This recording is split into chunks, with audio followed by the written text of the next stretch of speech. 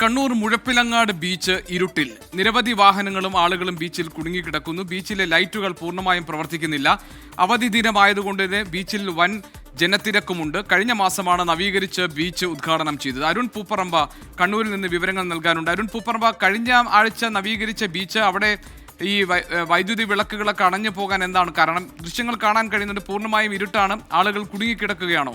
എന്താണ് ബീച്ചിലെ അവസ്ഥ?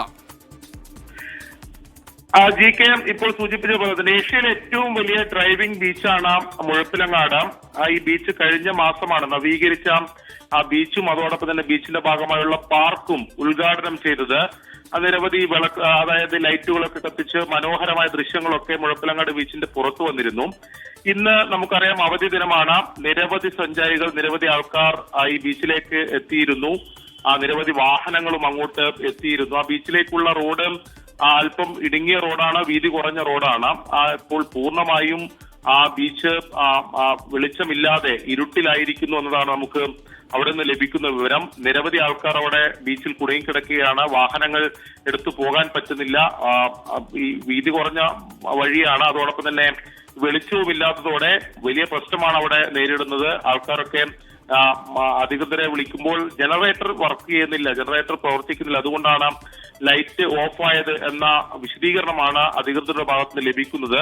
കഴിഞ്ഞ ദിവസവും അവിടെ ആൾക്കാരെത്തിയ ഘട്ടത്തിൽ ലൈറ്റ് ഓഫ് ആവുകയും പിന്നീട് അതിന്റെ ലൈറ്റ് പിന്നീട് പ്രവർത്തിക്കുകയൊക്കെ ചെയ്തിരുന്നു എന്ന കാര്യങ്ങൾക്ക് പരാതികളൊക്കെ ഉയർന്നിരുന്നു. പക്ഷെ ഇത് ഇത്ര ജനത്തിരക്കുള്ള ഒരു അവധി ദിനത്തിൽ അവിടെ വൈകിട്ട് മുതൽ 6:30 മുതൽ ഇപ്പോൾ അവിടെ ലൈറ്റ് പ്രവർത്തിക്കുന്നില്ല എന്നതാണ്. ഇപ്പോൾ കൂടുതൽ ഇരുട്ടായി, പൂർണ്ണമായും ലൈറ്റുകൾ അണഞ്ഞു നിൽക്കുകയാണ്. വലിയ ബുദ്ധിമുട്ടാണ്. അരുൺ, അവിടെ ഇപ്പൊ കുടുങ്ങിക്കിടക്കുന്ന വാഹനങ്ങൾ, അതേപോലെ തന്നെ കുടുംബങ്ങൾ, അവരെ പുറത്തേക്ക് കൊണ്ടുവരാനുള്ള ഒരു സഹായം ഇതുവരെയായിട്ട് ഉണ്ടായിട്ടില്ല. 6:30 മണിക്ക് പോയ ലൈറ്റ് ഇപ്പോൾ 9:30 മണിയാകാറായി, 3 മണിക്കൂറായല്ലോ. ഗോപികൃഷ്ണൻ, തീർച്ചയായും അത്തരത്തിൽ നിരവധി ആൾക്കാരാണ്, നൂറുകണക്കിന് ആൾക്കാരാണ് ഇന്ന് അവധി ദിനത്തിൽ അവിടെ അങ്ങോട്ട് എത്തിയിട്ടുള്ളത്. വാഹനങ്ങളും അതുപോലെ തന്നെ എത്തിയിട്ടുണ്ട്. ഈ വൈകിട്ട് തൊട്ട് തന്നെ അവിടെ ആളുണ്ടായിരുന്നു. പക്ഷെ ഇരുട്ടായ ഘട്ടത്തിലാണ് ഈ ലൈറ്റ് എന്തുകൊണ്ട് പ്രവർത്തിക്കുന്നില്ല എന്ന കാര്യങ്ങളൊക്കെ അവിടെ ചോദിച്ചത്. അവിടെ ഈ സുരക്ഷാ കാര്യങ്ങൾക്കായി വിരലെണ്ണാവുന്ന ജീവനക്കാർ മാത്രമേ ആ ബീച്ചിലുള്ളൂ. അവരോട് കാര്യങ്ങൾ ചോദിക്കുന്നുണ്ട്, പക്ഷേ ഈ ജനറേറ്റർ പ്രവർത്തിക്കുന്നില്ല എന്ന കാര്യം മാത്രമാണ്. മറ്റെന്തെങ്കിലും ഒരു സജ്ജീകരണം ഈ ആൾക്കാരെയൊക്കെ സുരക്ഷിതമായി പുറത്തെത്തിക്കാൻ അല്ലെങ്കിൽ വാഹനങ്ങളൊക്കെ എത്തിക്കുന്നതിന് വേണ്ടിയിട്ട് അവിടെ ഏർപ്പാടാക്കിയിട്ടില്ല. നിലവിൽ അങ്ങനെ ഒരു ക്രമീകരണവുമില്ല. മുഴപ്പിലങ്ങാട് ബീച്ചിലേക്ക് പോയവർക്കറിയാം, വളരെ വീതി കുറഞ്ഞ റോഡാണ്. അവിടെ വെളിച്ചം കൂടി ഇല്ലെങ്കിൽ വലിയ ബുദ്ധിമുട്ട് നേരിടുമെന്ന കാര്യത്തിൽ സംശയമില്ല. ആ ബുദ്ധിമുട്ടും ദുരിതവുമാണ് ഇപ്പോൾ അവിടെ ആൾക്കാർ നേരിട്ടുകൊണ്ടിരിക്കുന്നത്.